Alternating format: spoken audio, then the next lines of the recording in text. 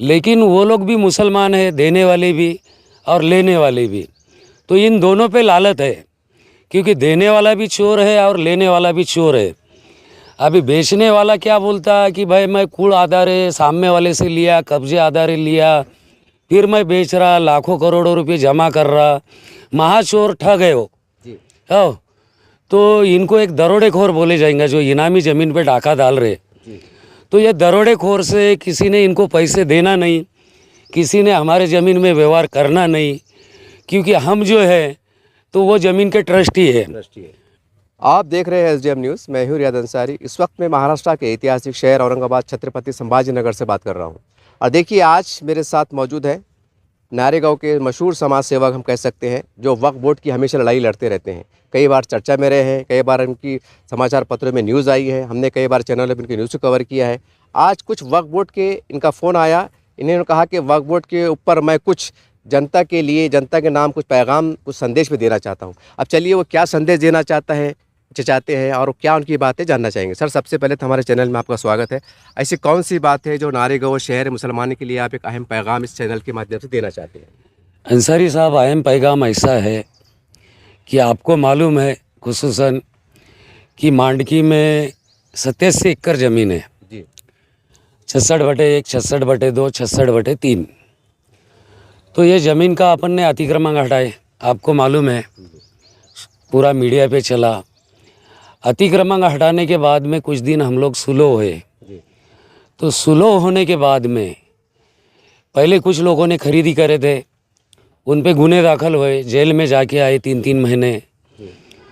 उसके बावजूद भी वो लोग सुधरे नहीं।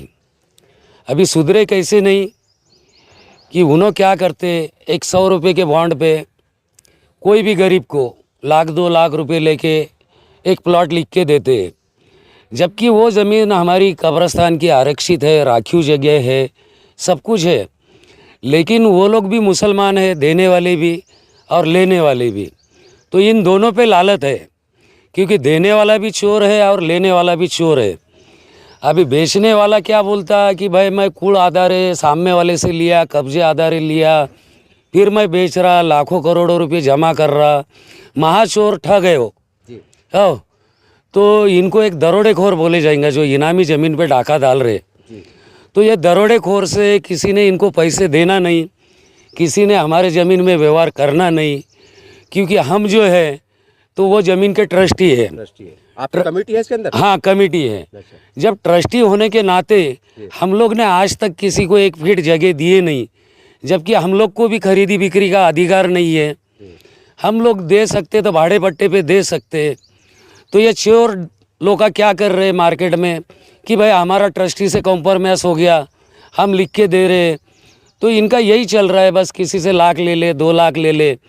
लेकिन जो लोग इनको पैसे दे रहे वो लोग को भी महंगा गिरेगा। ये लोग तो गांव छोड़ के भाग जाएंगे, चोर लोग, क्योंकि इनको कोई पावर है नहीं, ना वर्ग 2 के ज़मीन को कूड़ लगता। लेकिन ये क्या कर रहे हैं कि अपना मुस्लिम समाज जो है तो कम पढ़ा लिखा है, इनको क्या बोलते हैं, भाई हमारे दादा का कुल में नाम था।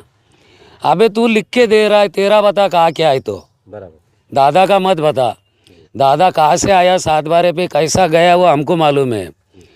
तो दादा का नाम कहा साइड में तलाटी ने गलती से लगा दिया, फेर फार में नाम नहीं है। तो इसके लिए जो है ये चोर लोग की मंडली जो है, तो ये चोर लोग को कहीं मार्केट में धंधा बचा नहीं है। तो ये चोर लोग जो है तो यही इनामी ज़मीन पे आके जो है तो इनकी दरोड़ीखोरी चल रही है। 2-2 टाइम जेल में गए हैं, लेने वाला भी चोर, बेचने वाला भी चोर। तो ये चोर लोगों से मार्केट में लोगों ने सावधान रहना। हम 1 इंच ज़मीन पे किसी को बैठने नहीं देंगे। बाद में क्या है, कुछ लोग बोलेंगे यार हम गरीब है, हमने 1-2 लाख दे दिए उसको, तो हमारी कुछ कदर करो, हम मुसलमान हैं। तो हमारे पास में इनकी कोई कदर रहने वाली नहीं है, क्योंकि हमारा जो है MBBS कॉलेज का प्लान है, वहाँ पे हमारे बड़े बड़े प्लान है फ्यूचर में। तो ये चोर लोगों से सावधान हो जाना, क्योंकि ये चोर लोग डकैत डाल रहे, लोगों को फंसा रहे। कुछ वकीला मिल रहे, उनसे गुमराह कर रहे। तो कुछ वकीला जो है तो जो नो एंट्री कर रहे, इन पे तो गुनाह दाखिल करूँगा मैं वकीलों पे। बाहर काउंसिल में जाके इनका लाइसेंस कैंसिल करूँगा, इनका नो एंट्री का धंधा बंद हो जाएगा, इसमें कोई शक नहीं। लेकिन जो है आम पब्लिक ने किसी को 1 रुपया देना नहीं। कोई अगर बोल रहा है कि भाई हम तुमको वो ज़मीन पे बिठाएंगे, हमको पैसे दो, तो मार्केट में बहुत सारे लोग 1000-2000 भी जमा कर रहे, वो भी नहीं छोड़ रहे। लेकिन पब्लिक को ये बताना चाहेंगे हम कि हम ये ज़मीन के ट्रस्टी है, उसकी देखभाल हमारी है, हमारा वक्फ फंड ऑडिट 2008 से सब क्लियर है। अब कोई चोर आता है बोलता है मैंने नो एंट्री पे ज़मीन ले लिया शेतकरी से कब्जे आधारी और मैं बेच रहा, तो ऐसा थोड़ी चलेगा अंसारी भाई। हैं? तो ये चोर लोगों से सावधान करना है। मांडकी के ज़मीन में जितने भी ये छोटे हैं, मैं चोर बोल रहा हूँ उनको, उनमें अगर दम है तो मेरे पे केस करे जाके कि हमको चोर बोला, डाकू बोला, दरोडेखोर बोला। क्योंकि इनामी ज़मीन पे ये जो है लेवाल देवाल, इनको दोनों को भी दरोडेखोर और डाकू बोलूँगा मैं। दूसरी बात, अभी एक अतिक्रमण हटा और बाजू में गोपालपुर का, तो इसमें अपने लोगों ने 1.5 2 करोड़ रुपए में प्लॉट लिए थे। बेचने वाला तो भाग गया, लेने वाला कटोरा लेके भीख मांग रहा है। बेचने वाला भाग गया, अतिक्रमण टूट गया तो। और अपने इसमें भी यही मसला हुआ कि जब अपन ने अतिक्रमण तोड़े तो लेने वाला खुद ही गायब होगा। अब बेचने वाला जो है तो धीरे धीरे मार्केट में आ रहा, मार्केटिंग कर रहा कि भाई हमारा कॉम्प्रोमाइज़ होगा, ज़मीन क्लियर हो गई, मैं बेच रहा। अब किसी के जेब कतर रहा हो 1-2 लाख रुपए लेके कि मैं तुमको यहाँ पे प्लॉट दूंगा, लेकिन वो हमारी कब्रस्तान की जगह है, हमने कब्रस्तान डिक्लेयर कर दिया, हमने कब्रस्तान को जगह दे दिया। हो ये सब लेखी में कानून के हिसाब से काम हुआ, सब कायदे कानून से हमने दे दिया, कोई प्रॉब्लम नहीं है, कुछ नहीं है। बाकी क्या है, वो कुछ दलाला पकड़ लेते दूसरे जात के, फिर वो क्या करते वहाँ पे 2 जात में झगड़ा लाते। अब वो तो दलाल है, ये अपने लोग का उनको पैसे देते हैं। अब उनका धंधा है हरामखोरी करना, दलाली करना और 2 धर्म में झगड़ा लगाना। ये पुलिस को भी अच्छा मालूम है कौन दलाली कर रहा, क्या कर रहा। तो यही है। अब ये 2-3 चोर लोग का है मांडकी के ज़मीन में 66-1, 66-2, 66-3 में, उसके ट्रस्टी हम है, उसके हकदार हम है। आज के तारीख में वक्फ बोर्ड के ट्रस्टी के कागज आपके पास है? फिर बिल्कुल सब है, हमारा पूरा रजिस्ट्री नोंद है, पूरा नोंद है, हमारा रजिस्ट्रेशन सब ओके है, हमारा कब्रस्तान रजिस्ट्रेशन है, सब कुछ चीज़ रजिस्ट्रेशन है। ऊपर से वक्फ फंड ऑडिट 2008 से क्लियर है। अब ये कैसा है, थोड़ा दादागिरी पे ये करके रातों रात किसी को बसाने की कोशिश कर रहे, तो ये इनसे गलत हो रहा है। तो इसका अंजाम ऐसा है कि भाई कब्रस्तान में मरना तुमको भी है, मरना हमको भी है। मेरा अगर करोड़ों रुपए का घर है तो वो घर में मेरे को दफनाएंगे नहीं आप, जाके कब्रस्तान में दफन होना है। और ये लोग जो है तो कब्रस्तान की जगह बेच रहे, तो इसके लिए इन्होंने सुधर जाना। इसके बाद इन्होंने ज़मीन की तरफ देखना नहीं, क्योंकि ये जो है तो खुसूसन दरोड़ा डाल रहे, लोगों को फंसा रहे, कोई गरीब लोगों को गुमराह कर रहे कि हम तुमको यहाँ पे प्लॉट दे रहे, हमारी ट्रस्टी से कॉम्प्रोमाइज़ हो गया। लेकिन हम ना किसी से कॉम्प्रोमाइज़ करने वाले हैं, ना एक ही जगह किसी को देने वाले हैं। हमारा जो मसला है तो जो भी फ्यूचर में होएगा, जो भी सस्ता बैठती है, कुछ ऐसे अच्छे प्लान रहेंगे स्कूल वगैरह, तो हम ये करेंगे ट्रस्टी के नाते। ये चोर लोगों को क्यों सपोर्ट करेंगे? लेकिन मार्केट में ये जो चोटे हैं बेच रहे मांडकी में, एक 66-1, 66-2, 66-3 में कागज़ पे, और जो वकीला पकड़े इन्होंने, उनका भी बार काउंसिल में जाके लाइसेंस कैंसिल करूँगा। दूसरी बात, ये चोरों को जो भी लोग पैसे दे रहे, उन्होंने अपने पैसे रिटर्न ले लेना, उनको यही बोलना है, क्योंकि हम ज़मीन पे किसी को आने नहीं देने वाले। सर एक बात है, जैसा आपने इतनी जानकारी दी है, तो फिर इसकी जानकारी, आपकी शिकायत पुलिस कमिश्नर साहब औरंगाबाद के, आपके संबंधित पीआई साहब जो आता है वहाँ पर शिकायत करें अपने लेखी में? सब जगह करी हुई शिकायत, सब जगह चल रहा। नहीं, पहले करे थे, अभी करण में करेंगे। थोड़ा देख रहे अभी डॉक्यूमेंट से लोग ने क्या नहीं लिखा पढ़ी करे, जैसा डॉक्यूमेंट्स आता वैसा इनको जेल में भेज देंगे। यानी कि आपने जो गंभीर आरोप लगा है, यानी कि आप ये बोले कि आपके ट्रस्टी के कागज पत्तर नोंदनी सब आपके पास क्लियर है? सब क्लियर है हमारे पास में, पूरा बायोडाटा है। जवाबदारी जिम्मेदारी से बात कर रहे हैं आप? ये बिल्कुल। कोई बंदा ऐसा थोड़ी बोलेगा कि मैं वो ज़मीन का ट्रस्टी है और किसी ने बैठना नहीं, मेरे पे तो केस हो जाएंगे। मैं चोर क्यों बोल रहा, इनको डाकू क्यों बोल रहा?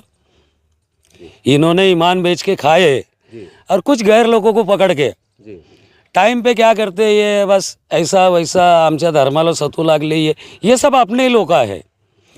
तो इन्होंने सुधर जाना चाहिए। क्या इसकी शिकायत अपने वक्फ बोर्ड के सीईओ साहब से की कि साहब थोड़ा आप भी इस पे देखो अब शिकायत करने का कोई मौका रहा नहीं, क्योंकि पावर सब हमको मिले हुआ है। जी अभी जो कुछ करना है हमको करना है। वक्फ बोर्ड ने जो है तो पावर हमको दे दिया अभी सब। जी तो वक्फ बोर्ड ने जब हम पावर में आए तो उसके बाद से हमको सीईओ साहब की शिकायत करने की कोई ज़रूरत नहीं है, और हमको मौका भी नहीं मिला, क्योंकि वक्फ बोर्ड से हमारा हर एक टाइम जो भी काम है कोई काम रुका नहीं हमारा। जी। नीचे के अधिकारी से लेके ऊपर के अधिकारी तक हमारा काम क्लियर है, हमको कोई प्रॉब्लम आया नहीं।